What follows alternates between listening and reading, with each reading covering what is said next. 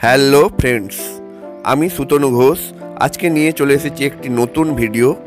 Kharagpur south side এরিয়াতে খড়গপুর স্টেশনের দক্ষিণে 4th এভিনিউতে খড়গপুর ইউনিয়ন চার্চ, যেটির আসল নাম ফিলিপস মেমোরিয়াল ব্যাপটিস্ট চার্চ, যেটি 1906 সালে প্রতিষ্ঠিত, আজ থেকে প্রায় 120 বছর আগে, এবং খড়গপুরের সবচেয়ে বড় এবং সবচেয়ে সুন্দর স্থাপত্য চার্চের মধ্যে সেটি হচ্ছে এটি। অন্তত আমার কাছে এটি সবচেয়ে সুন্দর স্থাপত্য। ব্যাপটিস্ট চার্চ, যেটি হচ্ছে American Baptist foreign mission society ছিল, তাদের এই চার্চটা ছিল এবং তারাই এটি তৈরি করেছিল।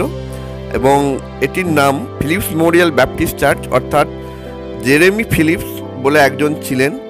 এই জেরেমি ফিলিপস একজন আমেরিকান ব্যাপটিস্ট মিশনারি ছিলেন। তার জীবনকাল 1812 থেকে 1879। তার নামেই বা তাকে উৎসর্গ করে ফিলিপস মেমোরিয়াল চার্চ করা হয়। 1906 সালে চার্চটি স্থাপনা করা হয়। সে সময় জেরেমি ফিলিপসের তৃতীয় স্ত্রী আন্না ফিলিপস জীবিত ছিলেন। তিনি চার্চের নির্মাণের শুরুটা দেখে যেতে পেরেছিলেন এবং এটির ভিত্তিপ্রস্তর স্থাপনের দিন ছিলেন, নিজের হাতে কর্নিক চালিয়েছিলেন। কিন্তু পরের বছর 1907 সালে যখন চার্চের উৎসর্গ অনুষ্ঠান হয়, তার মৃত্যু হয়। এই চার্চ তৈরির জন্য বেশ কয়েকজন মানুষের কৃতিত্ব রয়েছে। তাদের মধ্যে অন্যতম জেরেমি ফিলিপসেরই এক কন্যা ও জামাই। এছাড়া রেভারেন্ড মিস্টার অক্স রাইডার এবং তার স্ত্রী, তার নামও উল্লেখ করতে হয়।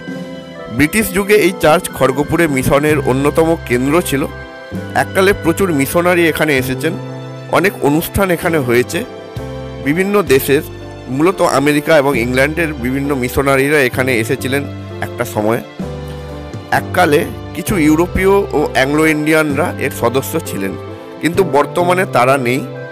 ধর্মান্তরিত এদেশীয় খ্রিস্টান, যাদেরকে নেটিভ খ্রিস্টান বলা হতো এক সময়, তারা আছেন।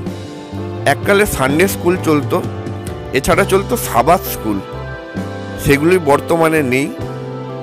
কিন্তু ইংরেজি মাধ্যমের ছোটদের স্কুল এখনও চলে। বেশ সুন্দর পরিবেশ, বেশ সুন্দর একটি কাঠামো, বেশ সুন্দর একটি নস্টালজিক স্থাপত্য, একটি ব্রিটিশ যুগের খড়গপুরের স্থাপত্য, যেটি সাউথ সাইড 4th এভিনিউ এরিয়াতে রয়েছে। এবং এটি সামনে থেকে দেখার একটা আলাদা এক্সপিরিয়েন্স রয়েছে। খুবই সুন্দর। একটা সময় এই সব জায়গা আরও সুন্দর করে সাজানো ছিল, গার্ডেনিং করা ছিল খুব সুন্দরভাবে। এখন সেই রকম না হলেও জায়গাটাতে গেলে এখনও খুবই ভালো লাগবে।